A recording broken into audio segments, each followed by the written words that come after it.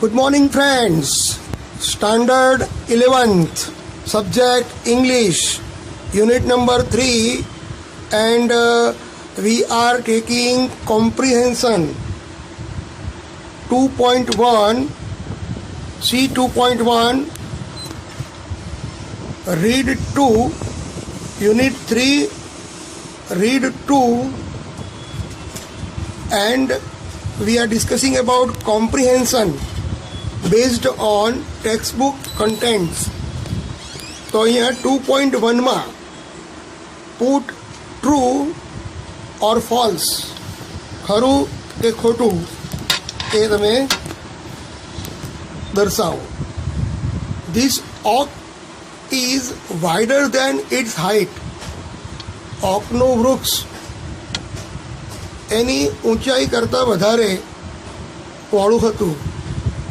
તો જુઓ, ઓકનું વૃક્ષ હોય, ઊંચું હોય, પહોળું ન હોય, તો statement is false. Statement is false. The tree is known only in the poets village. વૃક્ષ એ માત્ર કવિના ગામમાં જ પ્રખ્યાત હતું. તો the sentence is also false. ખોટી વાત છે. ટ્રી તો વેલ નોન હતું અને ચારે બાજુ એની કીર્તિ સ્પ્રેડ થયેલી હતી. Again statement is false. The wood cutter એટલે કઠિયારો did not listen to the poet's appeal. કઠિયારો એ કવિની જે અપીલ છે એને સાંભળતો નહોતો. તો અહીંયા વુડ કટરને આપણે કઠિયારાને વૃક્ષ કાપવા દેતા જ નથી, એને રોકીએ છીએ. તો આપણે એવું કહી શકીએ નહીં કે કઠિયારો કવિની વાતને માનતો નથી. તો also false. The roots of the oak tree have gone deep into the soil. Oak ટ્રીના જે મૂળિયા છે એ જમીનમાં ઊંડે સુધી ખૂંપાયેલા છે. Statement is right. બરાબર છે કે ઓક ટ્રીના જે મૂળિયા છે એ જમીનમાં ઊંડે સુધી ખૂંપાયેલા છે. Number 5, the wood cutter was invited to cut the oak tree. જો વાક્ય ઉપહાસને પાત્ર છે કે કઠિયારાને ઓકના વૃક્ષ કાપવા માટે આમંત્રિત કરાયો હતો. તો આમંત્રિત કરાયો નથી, પણ એ પોતે પોતાની રીતે કાપવા આવ્યો છે ને ત્યારે કવિ એને રોકે છે. Statement is again false.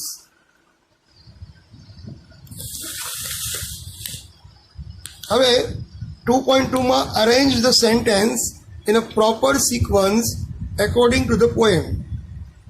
તો તમને 6 સિક્વન્સ આપી છે. એમાં સૌ પ્રથમ શું આવશે? તો the tree was planted by the poet's grandfather. કવિના દાદા દ્વારા એ વૃક્ષ વવાયું હતું. Number 2, it was a very famous tree.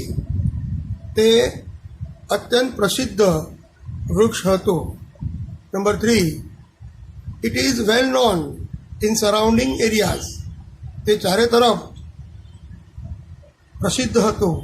Number 3. Number 4, the tree is very high. વૃક્ષ ખૂબ જ ઊંચું છે.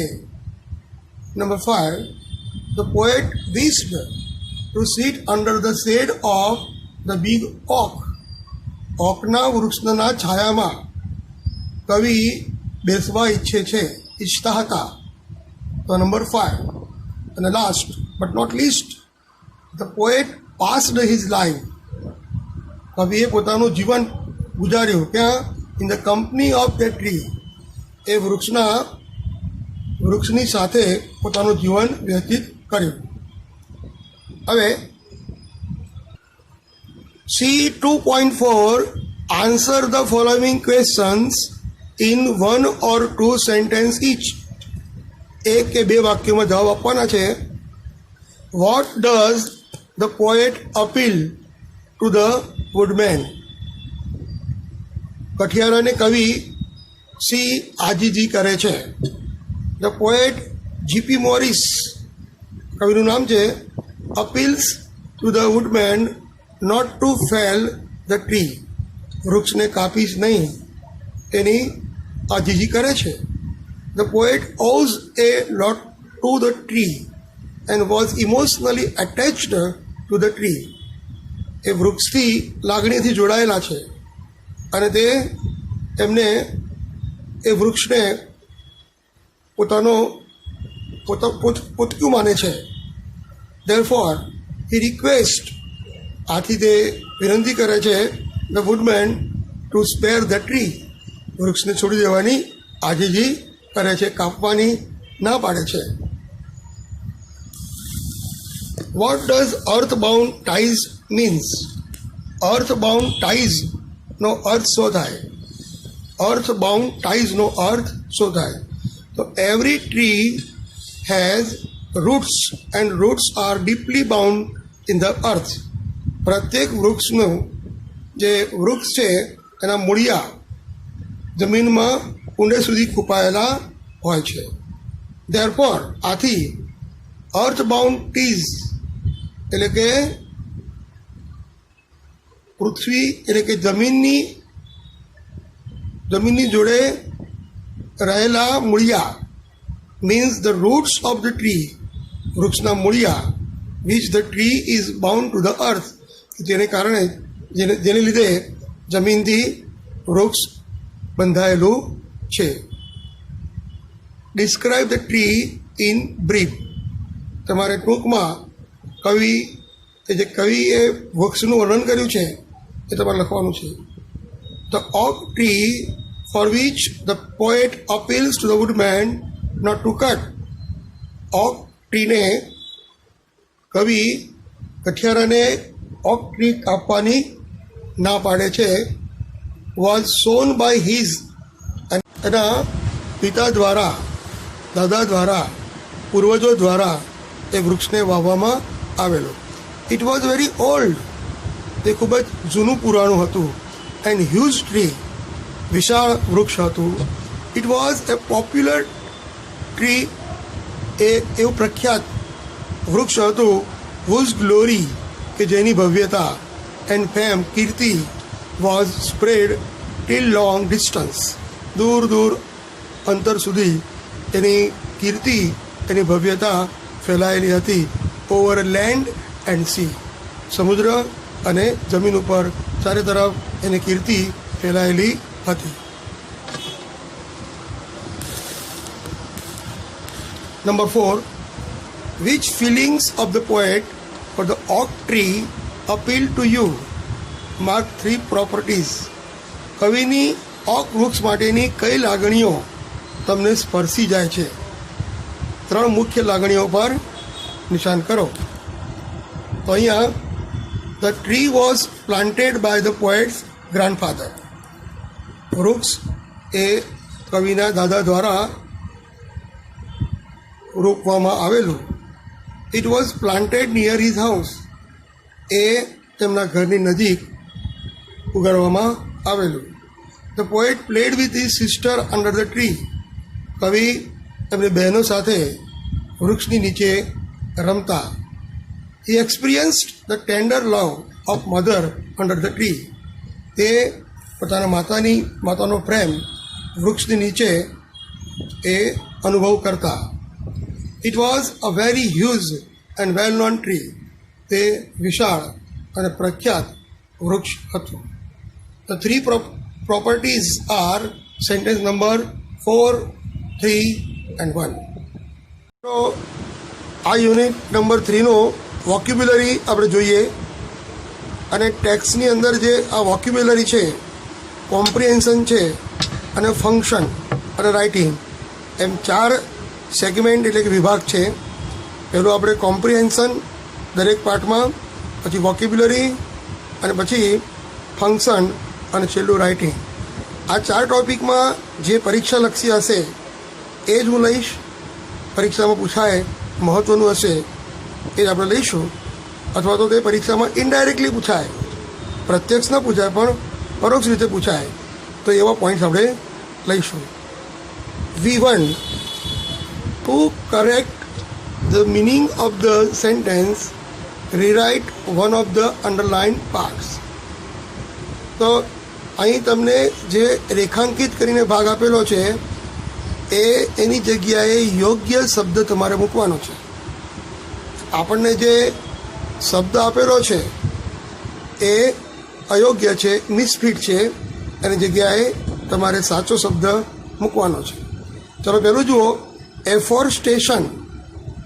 એફોરેસ્ટેશન is the hewing down a lot of tree in the forest area. એફોરેસ્ટેશન નહીં પણ ડિફોરેસ્ટેશન આવશે, એટલે કે વનની કાપણી, વનને નાશ કરવો, જંગલને નાશ કરવાની ક્રિયા એ વૃક્ષને જંગલના વિસ્તારોમાંથી કાપવાની હોય છે. તો અહીંયા ડિફોરેસ્ટેશન આવશે. Forestry is the science and craft of creating, managing, using, અને આપણને આપ્યું છે ડિસ્ટ્રોઈંગ. તો ડિસ્ટ્રોઈંગ નહીં આવે પણ શું આવશે? રિન્યુઇંગ એન્ડ રિપેરિંગ ફોરેસ્ટ. ફોરેસ્ટ્રી એટલે વનવિદ્યા એ એવું વિજ્ઞાન છે જેમાં સર્જન કરવું, વ્યવસ્થાપન કરવું, ઉપયોગ કરવું અને એનું નવીનીકરણ કરવું કોનું, અને એનું રિપેરિંગ કરવું જંગલોનું એ છે. એટલે અહીંયા રિન્યુઇંગ આવશે, એની જગ્યાએ આપણે ડિસ્ટ્રોઈંગ મૂકેલું હતું, આપણે શું મૂકીશું? રિન્યુઇંગ. નંબર 3 જુઓ, એમાં ડિફોરેસ્ટેશન છે. એનો અર્થ થશે ડિફોરેસ્ટેશન છે એનો અર્થ થશે કે વૃક્ષોનો, જંગલનો નાશ કરવો અને બીજા કોઈ કામ માટે એ જમીનને લેવી. તો ડિફોરેસ્ટેશન ના કહેવાય, એને શું કહેવાય? એફોરેસ્ટેશન કહેવાય. એટલે કે વનીકરણ. જે વનનો નાશ કરીએ એને વનીકરણ કહેવાય. અને વૃક્ષોનો નાશ કરવો એ is a permanent construction of forest in order to make the land available for the use, other use. બીજા જમીનને વન અથવા જંગલ બનાવવું એને કહેવાય એફોરેસ્ટેશન, વનીકરણ. હવે નંબર 4, એક્ઝામ્પલ ઓફ. અહીંયા રીજનરેશન આવશે, ડિફોરેસ્ટેશન નહીં પણ શું આવશે? રીજનરેશન.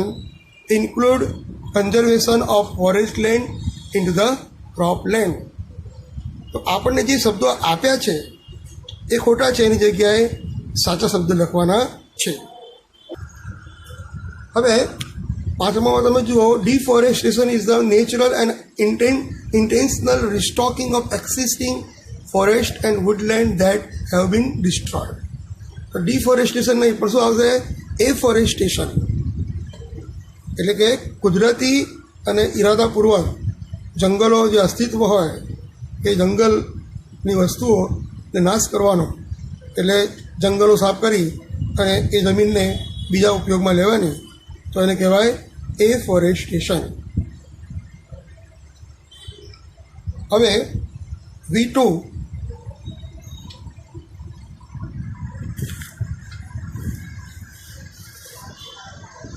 તમને 3 ઓપ્શન આપ્યા છે અને એ 3 ઓપ્શનમાંથી કયો ઓપ્શન શૂટ થાય છે? જેમ કે read the sentence and tick the option that best conveys its meaning more. તો એનો આપણે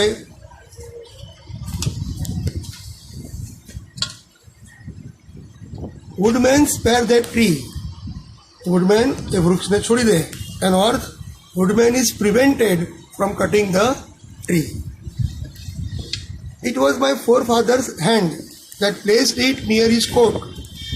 એ મારા દાદાનો હાથ હતા જેમણે પોતાના ખાટલાની નજીક એ વૃક્ષને વાવ્યું. તો અહીંયા C The tree was planted by the poet's forefather. હવે ત્રીજું, whose glory and renown are spread over land and sea. Oak tree is very famous everywhere. Whose glory and renown are spread over land and sea. એટલે કે oak tree is very famous everywhere. When but an idle boy. B. When the poet was a young boy who had a lot of spare time and no activities. જ્યારે બાળપણમાં કવિ પાસે પુષ્કળ સમય હતો અને કોઈ પ્રવૃત્તિ ન હતી, એ અવસ્થા. Number 5. I sought its graceful shade. The poet always needed, કવિને હંમેશા જરૂર હતી, praised the tree's shade, વૃક્ષની છાયાના વખાણ કરતા, for which he was grateful, અને આથી તે વૃક્ષના આભારી છે. Number 6. My father pressed my hand. તો the poet's father consoled, એટલે આશ્વાસન આપવું, or encouraged, કે પ્રોત્સાહિત કરવું, him. તો મિત્રો, આ રીતે વોકેબ્યુલરી જે આપણે અગત્યના ટોપિક્સની વાત કરી. હવે આપણે આ પાર્ટનું ગ્રામર લઈશું. મિત્રો, ગ્રામર પહેલાં આપણે V4 અને V5 લઈ લઈએ. Tick mark the odd one with reference to the tax. Odd એટલે અયોગ્ય, બંધ બેસતું ન હોય તેવું.